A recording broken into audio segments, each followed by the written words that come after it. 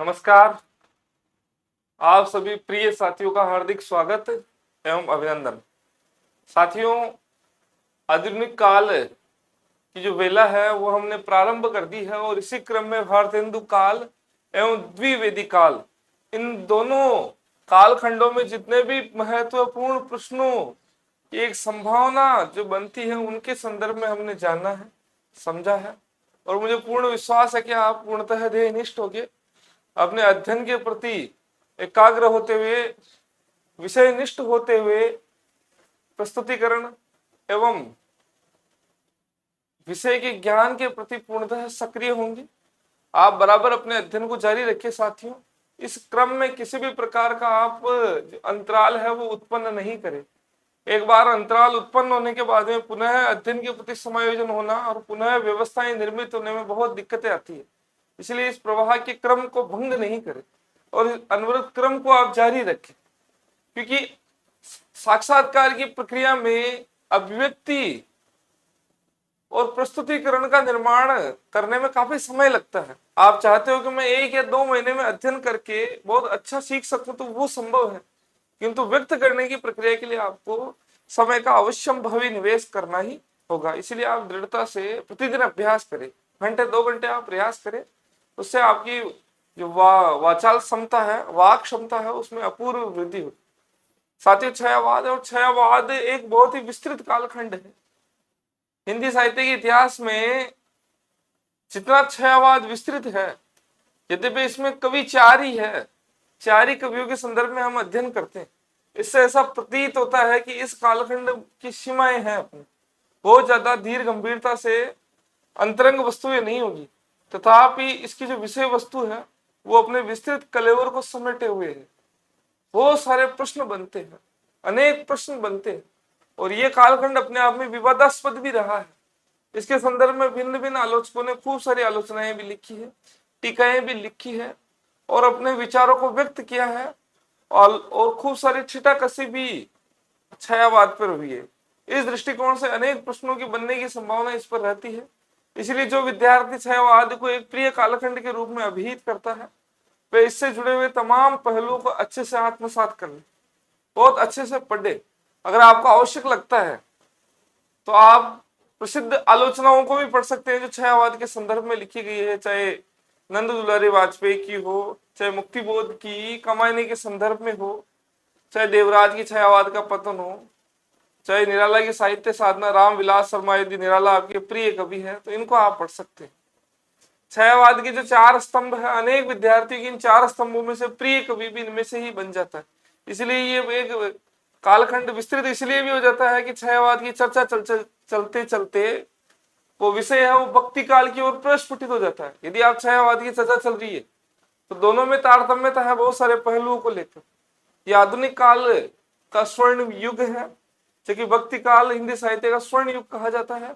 ये एक विषय है जिससे तारतम्यता बनती है दोनों विषयों को लेकर। इसी प्रकार रहस्यवाद जो पहलू, उससे तारतम्यता बनती है। तो कहीं ना कहीं ये बहुत सारे पहलू है जो जुड़ जाते हैं भक्ति काल से।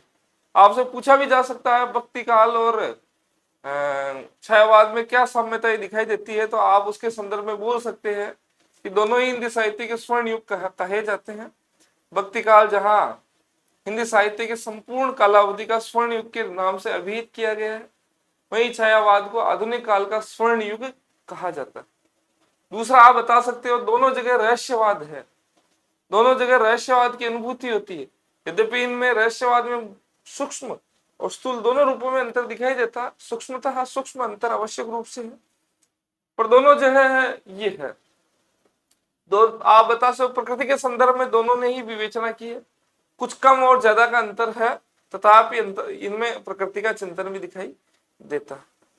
प्रेम व्यंजना दोनों जगह है, ये भी आप बता सकते हो। इसके अतिरिक्त भक्ति काल के जो 4 पुरोधा थे, प्रतिनिधि कवि थे, इसी प्रकार जो छायावाद उसके अंदर भी 4 कवि है जो इसके प्रतिनिधि के रूप में भूमिकाएं निभाते हैं।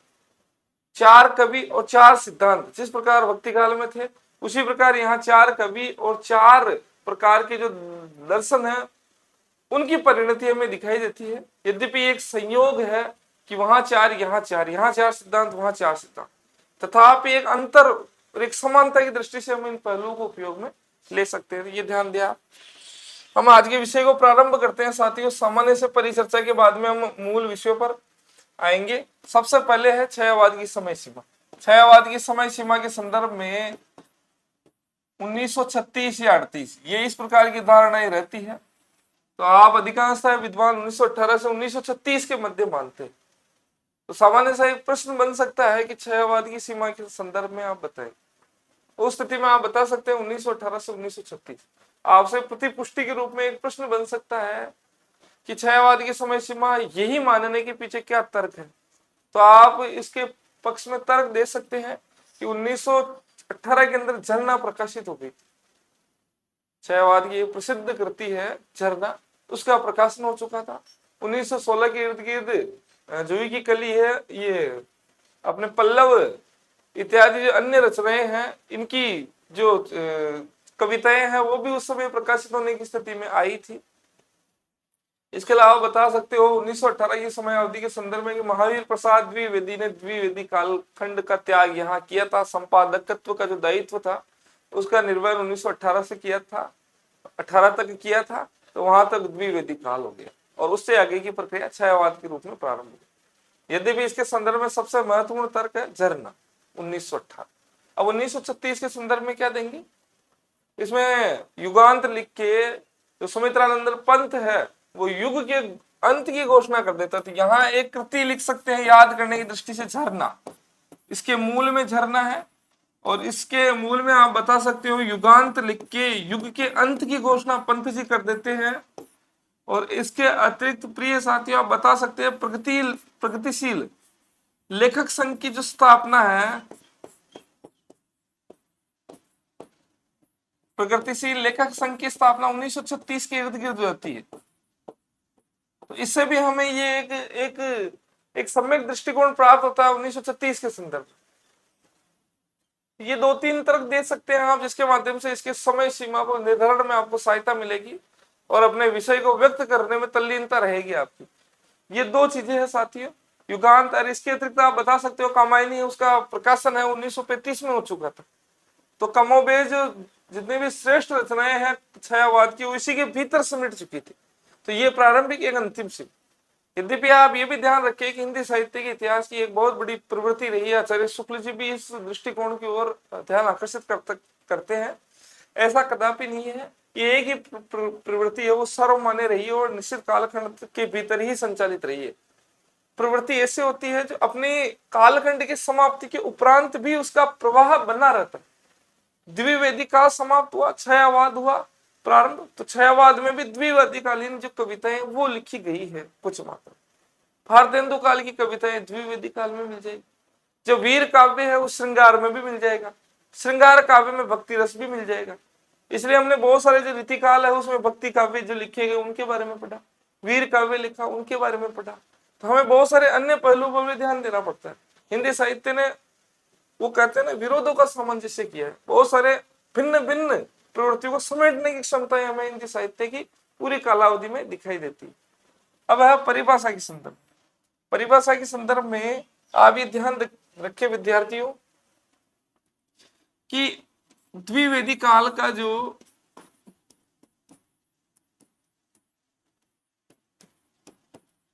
द्विवेदी काल में जो साहित्य विषय निष्ठ हुआ,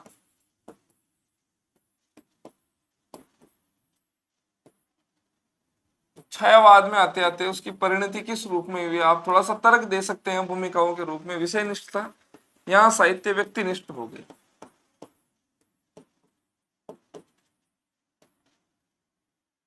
यहाँ जो साहित्य था वो वर्णन प्रधान था। ये अपने आप में एक अंतर वाली स्थिति भी है। आपसे पूछा जाए कि अंतर बताए तो वर्णन प्रधान था। यहाँ साहित्य आते आते कल्पना प्रधान हो गया। जो कमियां थी वो कमियां दूर हुई। यहाँ स्थूल चित्रण था और यहाँ सूक्ष्म चित्रण।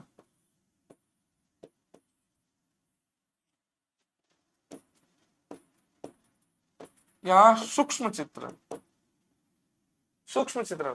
इस प्रकार दोनों स्थितियां हमें दिखाई देती है। ये द्विवेदी काल और छयवाद में अंतर को हम इस रूप में व्यक्त कर सकते हैं। तो आपसे पूछा जाए, आप बता सकते हो। इसके अलावा अब लिखते हैं हम छायावाद की एक परिभाषा क्या बन सकती है।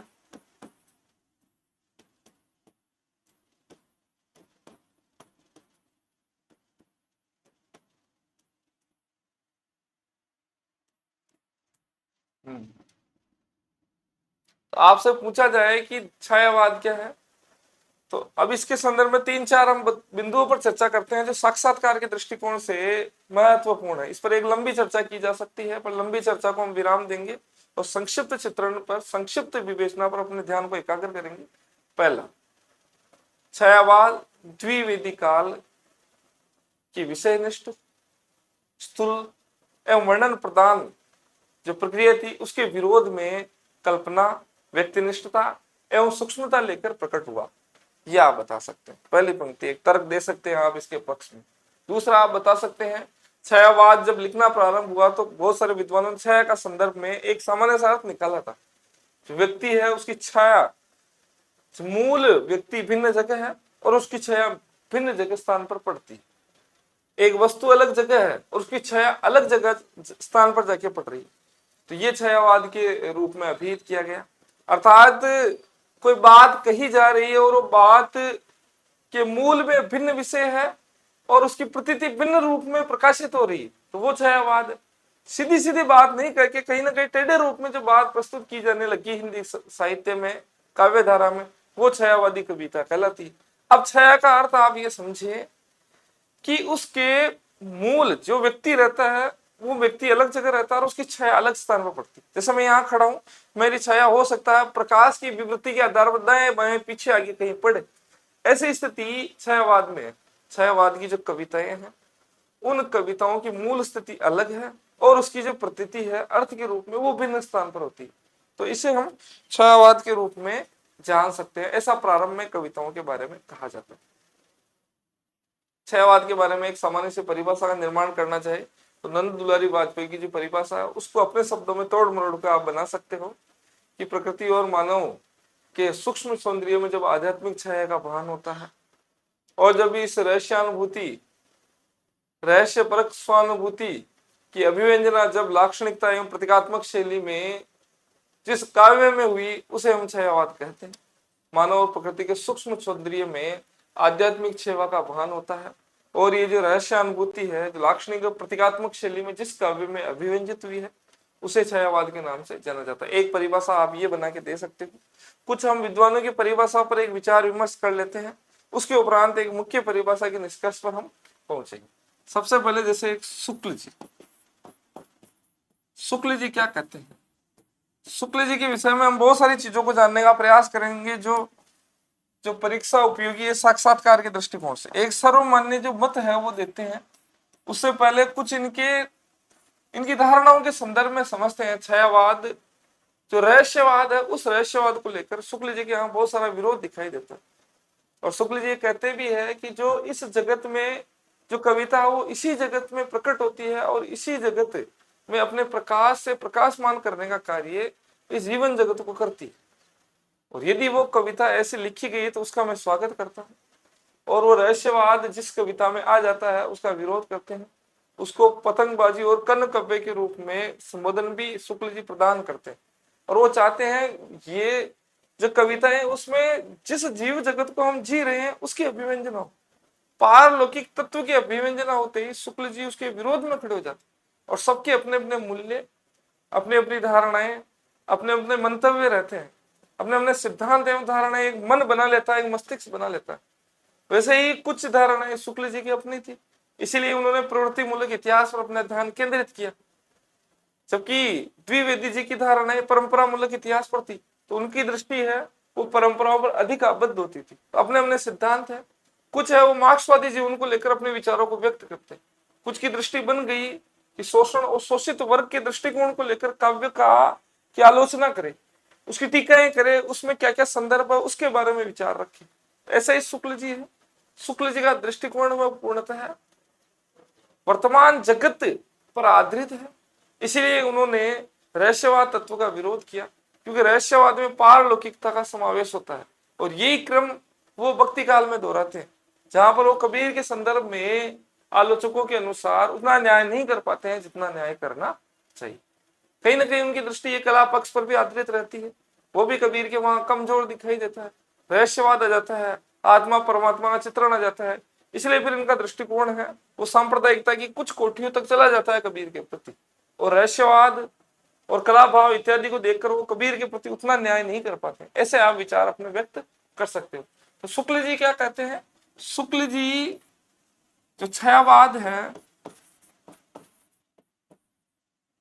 उस छायावाद पर हिंदी में एक छायावाद नाम का एक नया शब्द चल पड़ा है, और इस छायावाद पर रविन्द्रनाथ टैगोर और कोष्टक में आप बता सकते हैं आध्यात्मिक रहस्यवाद, और ईसाई संतों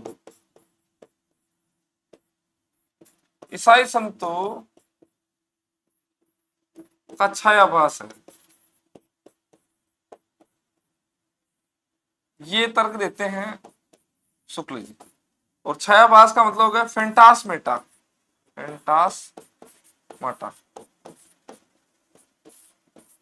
ये कुछ शब्द है। तो कहीं ना कहीं छायावाद के मूल में एक तो रविन्द्रनाथ टैगोर की कविताओं का प्रभाव झलकता है, शुक्ल जी ऐसा कहते हैं, और दूसरा कहते हैं ईसाई संतों का जो छायाभास है, जो फेंटास्माटा, उसका प्रभाव झलकता है। ये दो जो वक्तव्य वो रखते हैं। एक स्थान पर ये और कुछ कहते हैं, और वो कहते हैं कि जो बांग्ला कविता है,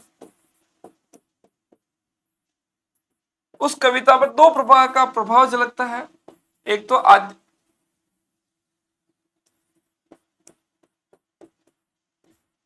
प्रतीकवाद, आध्यात्मिक प्रतीकवाद एक शब्द का प्रयोग करते हैं, और दूसरा है छायाभास।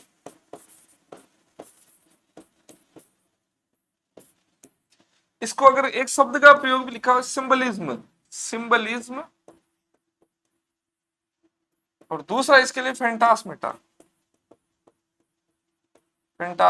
जहां तक मैं शुद्ध बोल पा रहा हूं।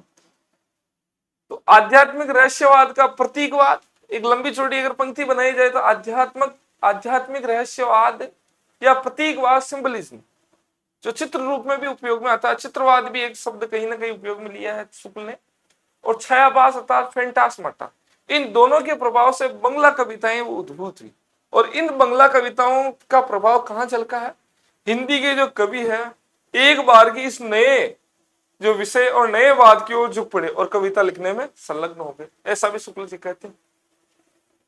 इसके अलावा शुक्ल जी जो छायावाद है उस पर कलावाद है, कल्पनावाद है, अभिव्यंजनावाद है इत्यादि का समावेशी प्रभाव देखते हैं। इनका प्रभाव है जो कल्पना आ रही इसलिए कल्पनावाद है, अभिव्यंजनावाद है जहां अभिव्यंजना ही सबसे महत्वपूर्ण है, किसी बात को व्यक्त करने की प्रक्रिया है वो हमें छायावाद में दिखाई देती है। तो अभिव्यंजनावाद ले लें, चाहे कलावाद ले लें, चाहे जो प्रतीकवाद ले लें, ये बहुत सारे जो वाद है उनका प्रभाव शुक्ल जी की दृष्टि में छायावाद पर दिखाई देता है। अब ये एक जगह जो छायावाद की परिभाषा देते हुए कहते हैं छायावाद को दो अर्थों में समझा जा सकता है, छायावाद को दो अर्थों में समझा जा सकता है, दो अर्थों में समझा जा सकता है। पहला अर्थ और दूसरा अर्थ दोनों को समझेंगे। पहला अर्थ है रहस्यवाद के संदर्भ। पहला ये बताते हैं कि छायावाद को दो अर्थों में समझा जा सकता है। पहला है छायावाद के संदर्भ में, पहला है रहस्यवाद के संदर्भ, जहां रहस्यवाद का आशय काव्य वस्तु से, एक और आप इसको ऐसे आप चित्र बना के भी थोड़ा सा याद करने की प्रक्रियाओं को थोड़ा श्रेष्ठ बना सकते हैं साथियों। छायावाद को दो अर्थों में समझा जा सकता है। पहला है रहस्यवाद जिसका संबंध काव्य वस्तु से होता है, जहां उस अनंत और अज्ञात प्रियतम को आलंबन बनाकर कवि उस अज्ञात एवं अनंत प्रियतम को आलंबन बनाकर कवि चित्रमयी भाषा में अनेक प्रकार की व्यंजना करता है, चित्रमयी भाषा में प्रेम की अनेक प्रकार की व्यंजनाएं करता है। पहला अर्थ ये बताते हैं। दूसरा इसका संबंध किससे है? काव्य वस्तु या पद्धति विशेष के संदर्भ में, काव्य शैली या पद्धति विशेष के संदर्भ में।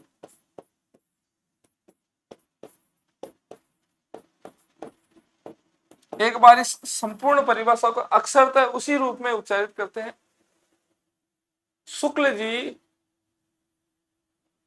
शुक्ल जी छायावाद को दो अर्थों में व्यक्त करते हैं। इसको दो अर्थों में समझना चाहिए, छायावाद को दो अर्थों में समझना चाहिए। पहले अर्थ में इसका आशय रहस्यवाद है, जहां इसका संबंध काव्य वस्तु से माना जाता है, जहां कवि अज्ञात एवं अनंत प्रियतम को आलंबन बनाकर प्रेम की चित्रमय भाषा के रूप में अनेक प्रकार की व्यंजना करता है। और दूसरा, इसको पद्धति विशेष या काव्य शैली के संदर्भ में समझना चाहिए। ये शुक्ल जी के विचार है। ये कुछ आपसे चर्चा चल जाए छायावाद के संदर्भ में क्या कहते हैं शुक्ल जी, तो ये 4-5, यद्यपि बहुत सारे विचार, शुक्ल जी के विचार का प्रवाह खूब सारा है रहस्यवाद के संदर्भ, ये छायावाद के संदर्भ में अनेक पृष्ठ भरे हैं इन्होंने, 3-4 पृष्ठ भरे हैं, उनको आप अच्छे से पढ़ सकते हैं। मुझे जो महत्वपूर्ण लगा साक्षात्कार के दृष्टिकोण से वो बता दिया मैंने। कि सबसे पहले आप पूछ सकते हैं शुक्ल जी किसका प्रभाव मानते हैं, तो आप बता सकते हो बंगला कविताओं का प्रभाव मानते हैं, और ईसाई संत है उसका छायाभास का प्रभाव मानते हैं, एक ये तर्क दे सकते हैं। दूसरा, आप कलावाद, अभिव्यंजनावाद, कल्पनावाद और प्रतीकवाद का प्रभाव देखते हैं। तीसरा, आप बता सकते हो कि रविन्द्रनाथ टैगोर है उस पर प्रतीकवाद और छायाभास, फेंटास माटा और सिंबलिज्म में इसका प्रभाव दिखाई देता है। ये विषय आप रख सकते हैं। आगे बढ़े साथियों, ये शुक्ल जी की परिभाषा है। शुक्ल जी की परिभाषा के बाद में जयशंकर प्रसाद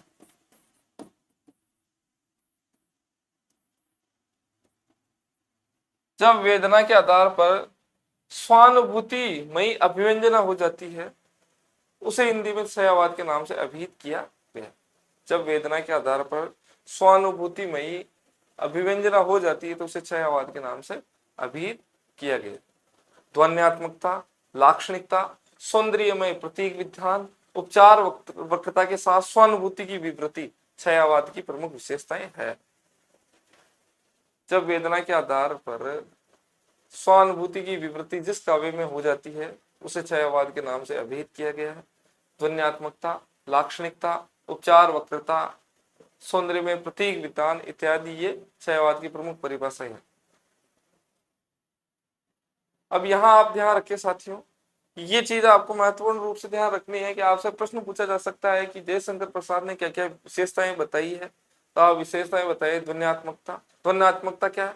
बात सीधी सीधी है पर अलग अर्थ में निकलती है। एक अलग अर्थ, एक ध्वनि, एक व्यंजना के रूप में अर्थ की प्रतीति होती है। शब्द शक्ति में व्यंजना शब्द शक्ति पढ़ते हैं, वो अर्थ यहाँ प्रतीत होने लग जाता है, वो ध्वन्यात्मकता है। उपचार वक्रता क्या है? उपचार वक्रता का आशय है एक मानवीकरण अलंकार के रूप में आप समझ सकते हैं। यहाँ मुझे लगता नहीं लिखने की ज्यादा आवश्यकता है।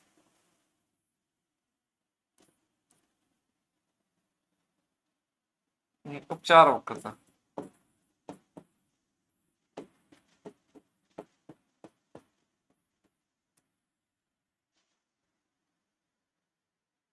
उपचार वक्रता अपने आप में एक मानवीकरण अलंकार से आप जोड़ सकते हो। और यहाँ इसका आशय क्या है?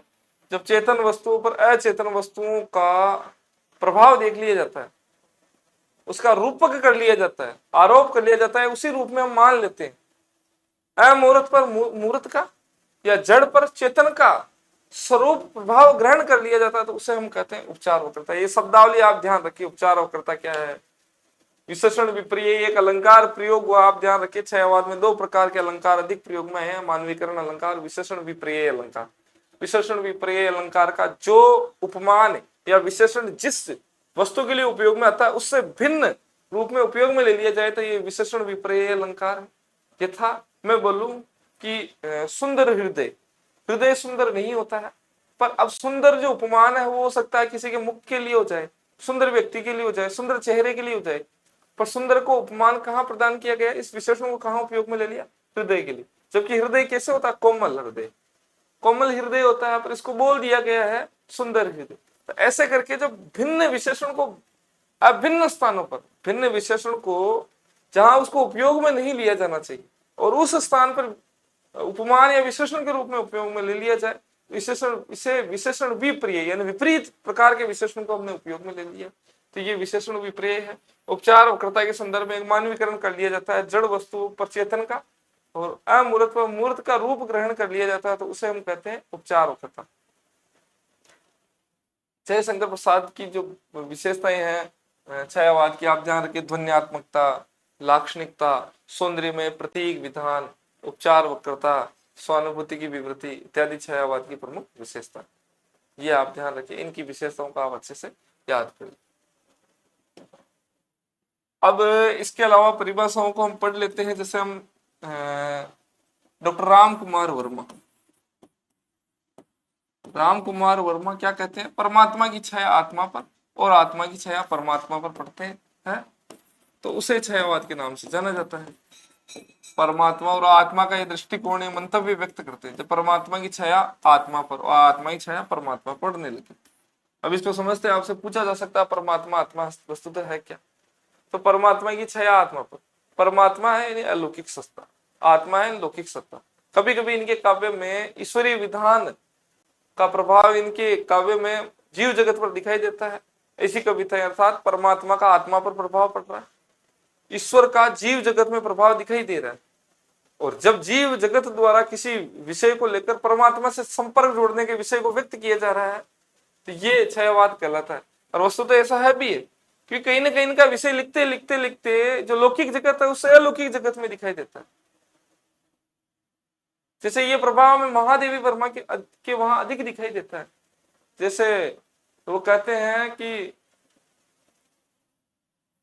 मधुर मधुर मेरे दीपक जल, मधुर मधुर मेरे दीपक जल, युग युग प्रतिदिन प्रतिक्षण प्रतिपल प्रीतम का पता आलोकित कर। अब यहाँ प्रीतम शब्द आया है, वो हो सकता है लौकिक भी हो सकता है, अलौकिक भी हो सकता है, ये अपने आप में रहस्यवाद है। तो परमात्मा और आत्मा का विषय जहां आ जाता है उसको छायावाद कह देते हैं। डॉक्टर नगेंद्र यहाँ स्थूल के प्रति सूक्ष्म का विद्रोह संबोधित करते हैं। नगेंद्र कहते हैं कि जब स्थूल के प्रति सूक्ष्म का विद्रोह हो जाए, अब स्थूल क्या है? इतिवृत्तात्मकता। इतिवृत्तात्मकता क्या है? द्विवेदिका। स्थूल के प्रति सूक्ष्म, सूक्ष्म क्या है? वैयक्तिकता। आपसे ये प्रश्न पूछा जा सकता है कि इतिवृत्तात्मकता, ये स्थूल और सूक्ष्म का विषय क्या है? तो आप बता सकते हैं स्थूल क्या है? द्विवेदिका। सूक्ष्म क्या है? छायावाद। स्थूल क्या है? द्विवेदी काल की इतिवृत्तात्मकता। सूक्ष्म क्या है? छायावाद की वैयक्तिकता। स्थूल क्या है? विषय निष्ठता। सूक्ष्म क्या है? व्यक्ति निष्ठता। स्थूल क्या है? आप बता सकते हो वर्णन प्रधानता। सूक्ष्म क्या है? व्यक्ति की, जो व्यक्ति के संदर्भ में हम चित्रण करते हैं, जहां कल्पना की प्रधानता है, वो सूक्ष्मता। तो ये तीन चार चीजों से आप सूक्ष्म और स्थूल को समझ सकते हैं। तो ये बताते हैं स्थूल के प्रति सूक्ष्म का विद्रोह बताता है। इसी प्रकार महादेवी वर्मा इसके संदर्भ में कहती है कि छायावाद प्रकृति तत्वतः है, प्रकृति के बीच जीवन का उद्गीत है। छायावाद तत्वतः है, प्रकृति के बीच जीवन का उद्गीत है। आप इसको भी ऐसे कैसे याद कर ले, आपसे पूछा जा सकता है, क्योंकि मेरे साक्षात्कार में छायावाद पर अच्छी खासी लंबी चौड़ी चर्चा चली है, तो चल सकती है चर्चा। और मैं आपको बता रहा हूँ साथियों, चर्चा प्रारंभ हुई छायावाद से और भक्ति काल तक गोते लगाते रहिए, और वहीं साक्षात्कार समाप्त हो गया। और हिंदी साहित्य का बड़ा लंबा चौड़ा कालखंड है। आप ऐसे नहीं कह सकते छायावाद का नाम लेने से कि छायावाद भक्ति काल एक संक्षिप्त हो गया। ये एक लंबा चौड़ा व्याख्यान है। आपकी सर्वाधिक चर्चाएं वो पद्य कालखंड तक चलेगी। गद्य कालखंड की चर्चाएं फिर भी सीमित रूप में चलती है। अगर हिंदी साहित्य के इतिहास में विवेचना करें, अधिक चर्चा पद्य कालखंड में, कुछ कम चर्चा चलती है गद्य कालखंड। यदि भी चर्चा चल जाए तो किसी भी बिंदु पर चल जाती है, 15-20 मिनट की चर्चा रहती है। अब इसके अलावा एक बार द्विवेदी जी का विचार देख लेते हैं। द्विवेदी जी क्या कहते हैं, ये विषय काफी लंबा चौड़ा खिंच गया है परिभाषा के संदर्भ में। द्विवेदी जी भी कहीं ना कहीं पाश्चात्य रहस्यवाद का प्रभाव मानते हैं। पाश्चात्य रहस्यवाद और एक स्वच्छंदतावादी धारा का प्रभाव मानते हैं। रोमांटिसिज्म साहब कहते हैं कहीं ना कहीं इन पर पाश्चात्य रहस्यवाद का, ईसाई मत का अवश्य प्रभाव है। ये रहस्यवाद हो, चाहे रोमांटिसिज्म हो, चाहे ईसाई मत हो, इसका प्रभाव ये उल्लेखित करते हैं। तो कहीं ना कहीं इनके प्रभाव है वो शुक्ल जी के विचारों के समर्थन में ही जाते हैं। आपसे पूछ लिया जाए कि शुक्ल जी और द्विवेदी जी के विचारों की साम्यता कहाँ कहाँ दिखाई देती है, कुछ हद तक यहाँ पर भी जो साम्यता वो दिखाई देती है। ये रहस्यवाद का है, चाहे रोमांटिसिज्म का ये प्रभाव है, वो झलकते हुए बताते हैं द्विवेदी जी। ऐसा ही कुछ मंतव्य है वो शुक्ल जी भी अपने काव्य में रखते हैं। अब एक संगत एक परिभाषा निकाले हैं, तो आप बता सकते हैं प्रेम प्रकृति और मानव सौंदर्य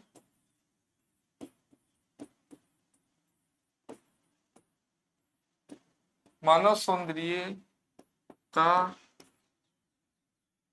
स्वानुभूतिमयी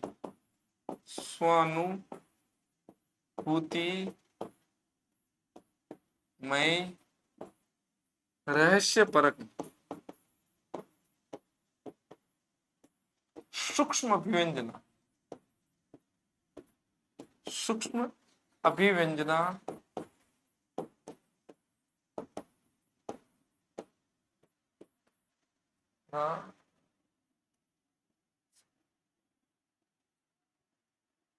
प्रेम प्रकृति और मानव सौंदर्य की स्वानुभूतिमयी सूक्ष्म अभिव्यंजना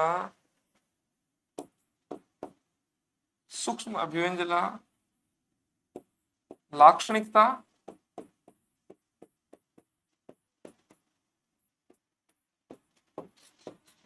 और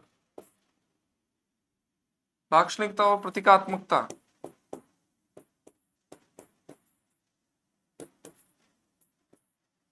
शैली में जिस काव्य में हुई है, एक सर्वमान्य परिभाषा आप अपने स्तर पर बना के दे सकते हैं। जिस काव्य में हुई है उसे छायावाद कहते हैं।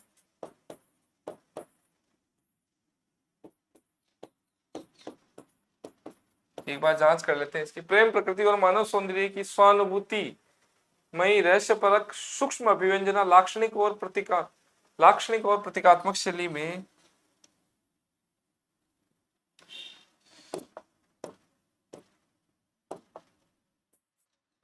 लाक्षणिक एवं प्रतीकात्मक शैली में जिस काव्य में हुई है उसे छायावाद कहते हैं। ये एक परिभाषा आप बता सकते हैं। अपने स्तर पर एक परिभाषा आपसे पूछी जाएगी छायावाद के संदर्भ में, तो किसी कवि की किसी आलोचक की, इतिहासकार की जो कवि परिभाषा आपको पसंद आती है उसी के आलोकोदय में व्यक्त कर सकते हैं। बस ये ध्यान रखिए कि उसकी शब्दावली जो उपयोग में ले रहे हैं उसको आपकी जानकारी होनी चाहिए। छायावाद के अर्थ के संदर्भ में हम समझ चुके हैं, परिभाषा के संदर्भ में एक निश्चित अर्थ हम प्राप्त कर चुके हैं साथियों। अब छायावाद के प्रवर्तक एवं प्रशोस्ता कौन है, इसके बारे में हम पढ़ेंगे। आपसे पूछा जा सकता है, तो ये एक सामान्य सी परिचर्चा है। जैसे शुक्ल जी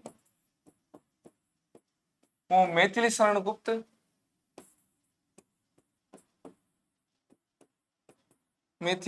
गुप्त और मुकुटधर पांडे, ये ध्यान रखें। दो चूचों का नाम लेते हैं, मैथिली शरण गुप्त और मुकुटधर का पांडे कर देते हैं। दूसरा है साथियों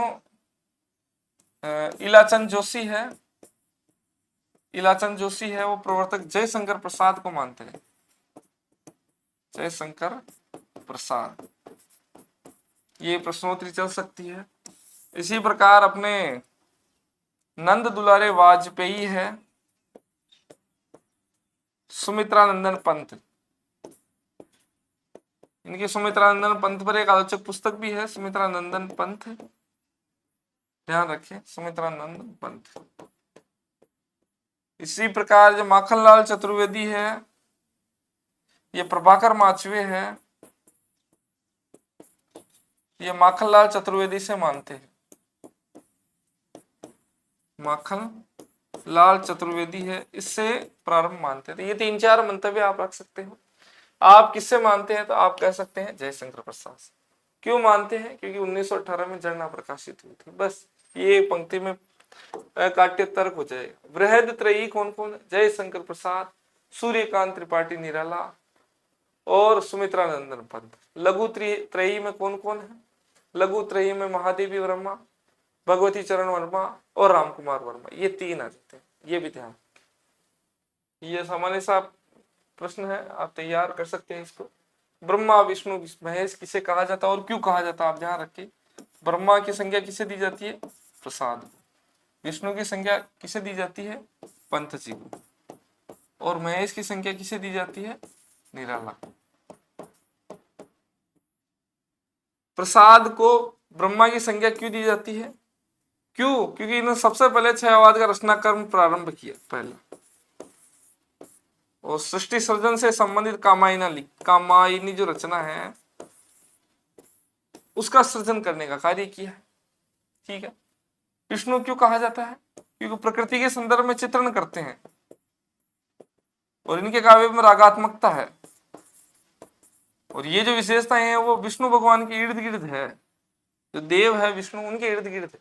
ये रचना कर्म और प्रारंभ करने की प्रक्रिया है वो ब्रह्मा के निकट रहती है, ब्रह्म के निकट। निराला है। निराला को क्यों कहा जाता है? क्योंकि निराला को अपने जीवन के अंदर विष का पान करना पड़ा है, विष पान करना पड़ा है, जीवन की बहुत सारी चुनौतियों को झेलना पड़ा है। इन्होंने खुद विष पान करके जीव जगत को या जो सामान्य पाठक है उनको अमृत का रस प्रदान किया है। ये जो श्लाघ्य विशेषता है ये हमें महेश की प्राप्त होती है। भगवान शिव शंकर की जो विशेषता है वो हमें यहाँ दिखाई देती है। इनके जीवन में संघर्ष है, क्रोध है, अशांति है इत्यादि के तत्व दिखाई देते हैं। ये शिव जी से संबंधित है। जीवन के वो सारे विध्वंस और प्रलय वाली स्थितियां हैं वो हमें निराला के यहाँ प्रदर्शित दिखाई देती है। इस दृष्टिकोण से हम कह सकते हैं यह एक सबसे अच्छी पंक्ति बोल सकते हैं। इन्होंने अपने काव्य लेखन के माध्यम से जीवन के बहुत सारे विष का पान करते अमृत रस है वो अपने पाठकों को प्रदान किया है, या काव्य के माध्यम से अमृत रस का सृजन किया है। इस दृष्टिकोण से महेश की संज्ञा प्राप्त करते हैं। ये प्रश्न चला हुआ है ब्रह्मा विष्णु और महेश क्यों कहते हैं। अब ये सामान्य सा प्रश्न है, इसमें अपनी प्रत्युत्पन्न बुद्धि से हमें तत्काल भी हाजिर जवाबी का ध्यान रखना पड़ेगा और उत्तर प्रदान करने पड़ेंगे। छयवाद के उदय के कारण, छयवाद के उदय के संदर्भ में हम बता चुके हैं साथियों। सबसे पहले तो द्विवेदी काल की जो स्थूल चित्रण है, द्विवेदी कालीन इतिवृत्तात्मकता के विरोध में, वृत्तात्मकता एक ये है, इसके विरोध में द्विवेदी काल के विषयनिष्ठ,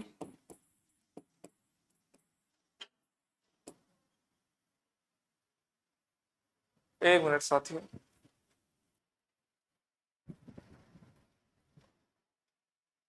ये विषयनिष्ठ है चाहे स्थूल चित्रण है, स्थूल चित्रण है और वर्णन प्रदान है, इसके विरोध में छयवाद का उदय हुआ। तो ये आप तर्क दे सकते हैं। दूसरा है युगीन परिस्थिति।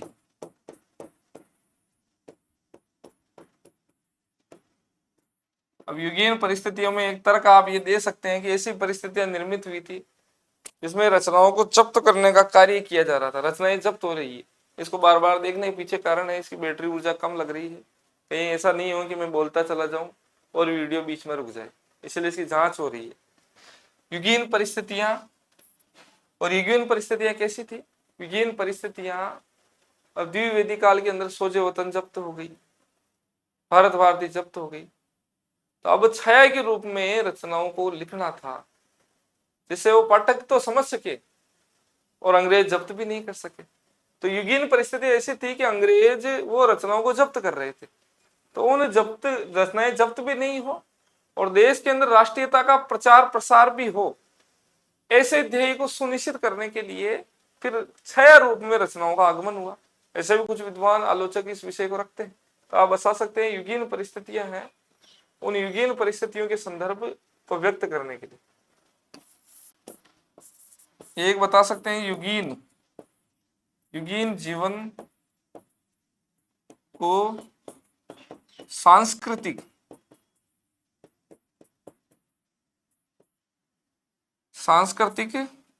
जागरण से जोड़ने के लिए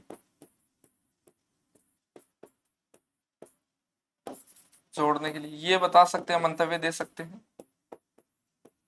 एक ये बता सकते हैं। और इसके अलावा आप बता सकते हैं साथियों राष्ट्रीयता का राष्ट्रीयता की भावना का स्थापना करने के लिए, राष्ट्रीयता की भावना है उसका प्रचार प्रसार करने के लिए, उसके आलोक को व्यक्त करने के लिए इस रूप में छायावाद का उदय हमें दिखाई देता है। छायावाद की देन क्या क्या है, उससे पहले एक छायावाद की देन पढ़ ही लेते हैं। चलो पहले हम देख लेते हैं छायावाद की प्रमुख प्रवृत्तियां, प्रमुख विशेषताएं क्या क्या छायावाद।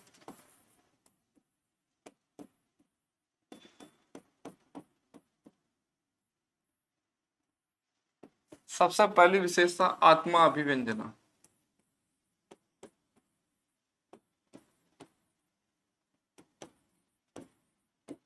सबसे पहली विशेषता ये है।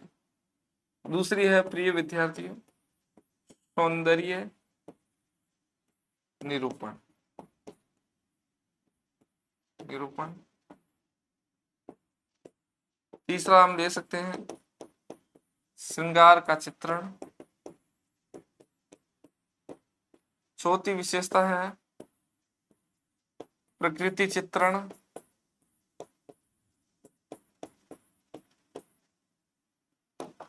ये विशेषता इनके बारे में अभी समझ लेते हैं, एक बार लिख लेते हैं।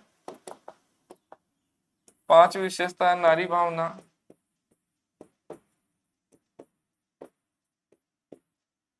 छठी विशेषता हम मान सकते हैं रहस्यवाद। सातवीं विशेषता मान सकते हैं दुख एवं वेदना की विवृत्ति।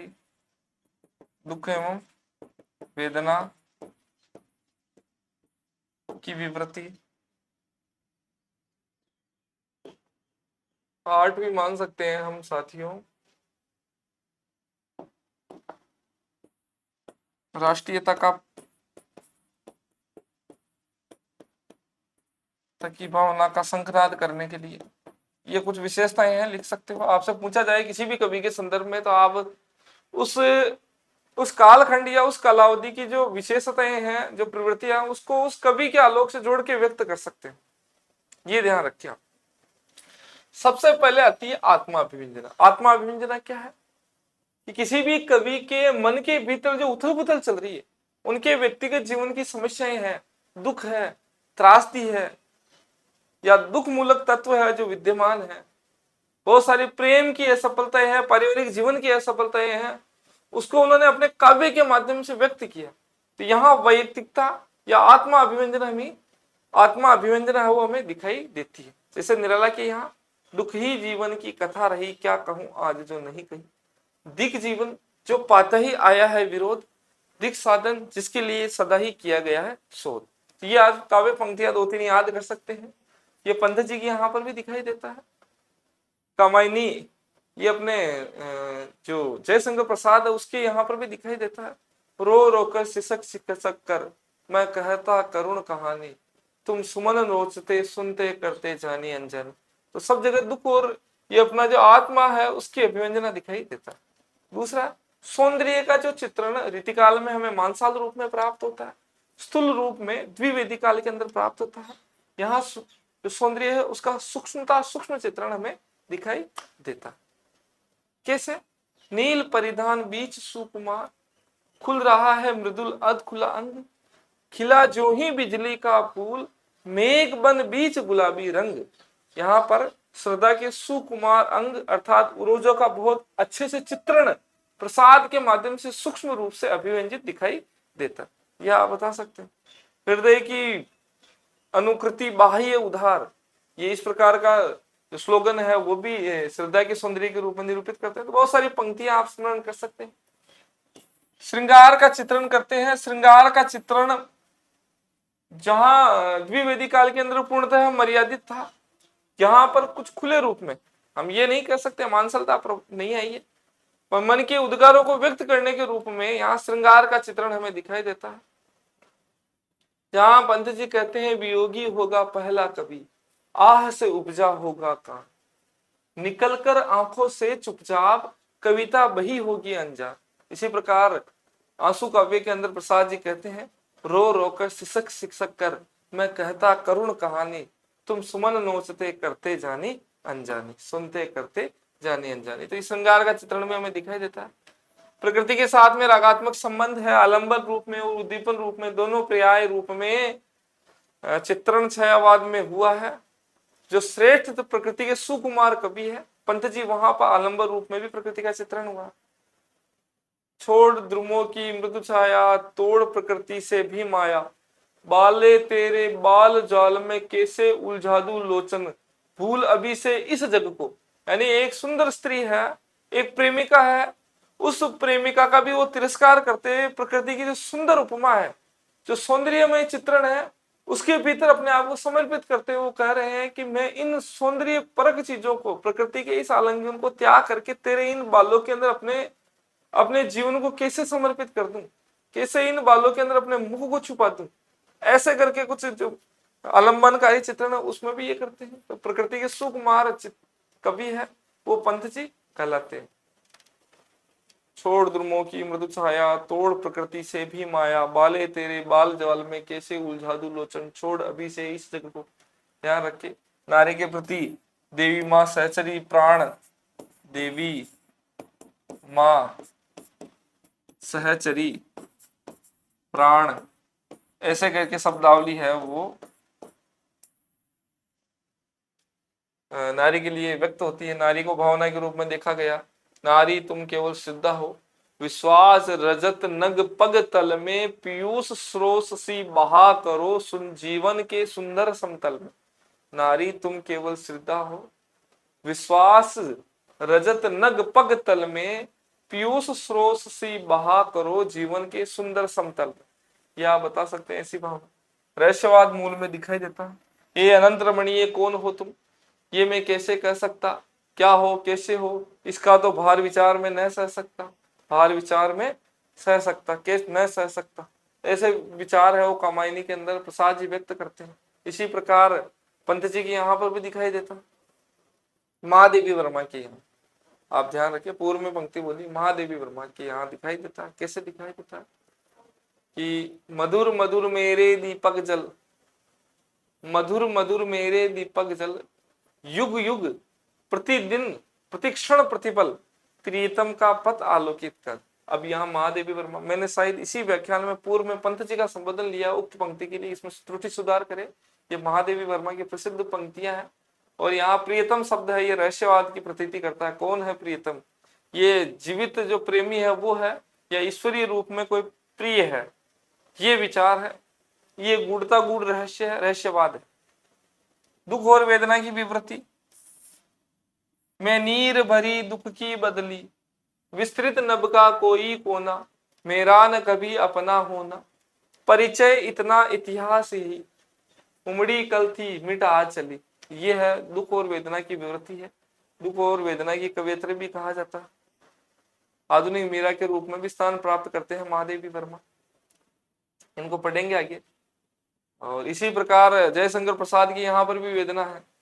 आह वेदना मिनी विदाई, मैंने ब्रह्म जीवन संचित, मधुकरियों की भूख लटा, मधुकरियों की भीख लुटाई, छल छल दे संध्या के श्रम कण, आंसू से गिरते थे प्रतिक्षण, पर मेरी आशा आह बावली, आह वेदना मिली विदाई, मैंने ब्रह्म जीवन संचित, मधुकरियों की भीख लुटाई, छल छलते संध्या के श्रम कण, आंसू से गिरते थे प्रतिक्षण, पर मेरी यात्रा लेती थी निरवता अनंत अंगड़ाई, श्रमित स्वप्न की मधुमाया में, गहन विपिन की तरुछाया, प्रतीक उनंदी श्रुति में किसने यह विहाग की तान उठाई, लगी सतृष्ण दीट थी सबकी, रही बचाए फिरती थी कब की, मेरी आशा आह बावली, तूने खो दी सकल कमाई, चढ़कर मेरे जीवन पथ पर प्रलय चल रहा है अपने पथ बल पर, मैंने निज दुर्बल पद पर इससे हारी होड़ लड़ाई, लौटा लो ये अपनी थाती, मेरी करुणा हा हा खाती, विस्मय संभलेगी ये मुझसे इससे मन की होड़ लड़ाई, आह वेदना मिली विदाई, मैंने ब्रह्म जीवन संचित, मधुकरियों की भीख लुटाई। ये विरह गीत है, स्कंदगुप्त नाटक में से उद्धृत है। और ये वेदना प्रस्तुत हो रही है, उसके संदर्भ में चित्रण का आप ध्यान दें। ये वेदना के गीत है, वो आप 3-4 पंक्तियां याद रख सकते हैं। राष्ट्रीयता की भावना का भी जो यहाँ परिवेश दिखाई देता है। प्रकृति चित्रण राष्ट्रीयता की भावना है। प्रकृति के माध्यम से भी राष्ट्रीयता का शंखनाद हो रहा है। बीती विभावरी जागरी, अंबर पनघट पर डुबो रही, तारा घट उषा नागरी, खग कुल कुल सा बोल रहा, किसलय का अंचल डोल रहा, लो ये लतिका भी बरलाई, मधु मुकुल नवल रस गागरी, बीती विभावरी जागरी। अधरों में राग अमंद लिए, अलकों में मलियज बंद लिए, तू अब तक सोई है आली, आंखों में भरी विहागरी, बीती विभावरी जागरी। ये प्रतिनिधि कविता है प्रसाद जी की, जिसमें प्रकृति चित्रण भी है बहुत अपूर्व रूप में, मानवीकरण रूप में, और साथ ही साथ यहाँ पर राष्ट्रीयता की भावना सुबह सुबह शंखनाद करते हुए तारागढ़ उषा नागरी है वो अपने जागरण का संदेश प्रदान करती है। ये भी मंतव्य राष्ट्रीयता की भावना दिखाई देती है। यथा अरुण यह मधुमय देश हमारा, जहां पहुंच अनजान क्षितिज को मिलता एक सहारा। अरुण यह मधुमय देश हमारा, सरस तामरस गर्भ विभा पर, नाच रही तरु शिखा मनोहर, छिटका जीवन हरियाली पर, मंगल तुम कुम सारा। अरुण यह मधुमय देश हमारा, लघु सुर धनु से पंख पसारे, शीतल मलय समीर सहारे, उड़ते खग जिस ओर मुँह किए, समझ नीड़ निज प्यारा।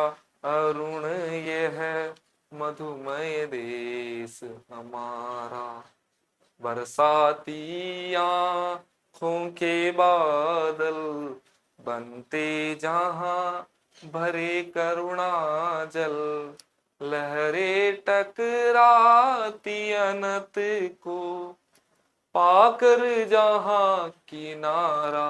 अरुण यह मधुमय देश हमारा, हेम कुंभ ले उषा सवेरे, भरती ढुल का ती सुख मेरे, मदिर उघते रहते जब जग, कर रजनी भर तारा। अरुण यह मधुमय देश हमारा, अरुण यह मधुमय देश हमारा। तो प्रसाद जी की जो कविता है ये श्रेष्ठ रूप में मानी जाती है। प्रसाद जी की काव्य की सबसे बड़ी विशेषता है ये विदेशी पात्रों के माध्यम से अपने देश का गुणगान करा देते हैं। आप जब प्रिय कवि के रूप में प्रसाद जी का चयन करते हैं तो आप इस मंतव्य को अवश्य प्रस्तुत करें कि विदेशी पात्रों के माध्यम से ये भारतीय जो प्रकृति छटा और प्राचीन गौरव वैभव है उसका गुणगान तक करवा देते हैं। कार्नेलिया जो विदेशी पात्र है और चंद्रगुप्त नाटक है उसमें ये भारत की जो प्रकृति चित्रण है और अद्भुत छटा है, सिंधु तट के किनारे खड़ी है कार्नेलिया और सूर्य का प्रकाश सिंधु नदी पर वृक्षों की जो तरु छाया है उसको पार करते हुए सिंधु नदी पर अटखेलिया कर रहा है, उसका चित्रण उक्त कविता के माध्यम से बहुत सुंदर रूप में दृष्टव्य है। आप इसको व्यक्त कर सकते हैं। इसके अलावा शैलीगत विशेषताओं में मानवीकरण अलंकार और विशेषण विप्रिय अलंकार बहुत प्रसिद्ध रूप में सामने आया। नवीन अलंकार है, लाक्षणिकता है, प्रतीकात्मकता है, बिंबों का सुंदर एवं अपूर्व चित्रण यहाँ दिखाई देता है। तो ये साथियों आज छायावाद के कुछ महत्वपूर्ण विषयों को लेकर ये आज का व्याख्यान है। आप सभी को मैं शुभकामनाएं प्रदान करता हूँ। इसी क्रम में आप मेरे साथ बने रहे। आगे के छायावाद के बहुत सारे विषय हैं जो छायावाद शब्द से जुड़े हुए, कवियों को हम इसके बाद में लेंगे। केवल छायावाद शब्द से लेकर बहुत सारे पहलू है उनको हम देखेंगे। उसमें अब आगामी वीडियो में छायावाद, रहस्यवाद, छायावाद, स्वच्छंदतावाद, छायावाद और प्रगतिवाद, प्रयोगवाद इत्यादि में अंतर और साम्यताएं बहुत सारे पहलुओं पर चर्चा करेंगे। आज के लिए इतना ही। धन्यवाद। नमस्कार।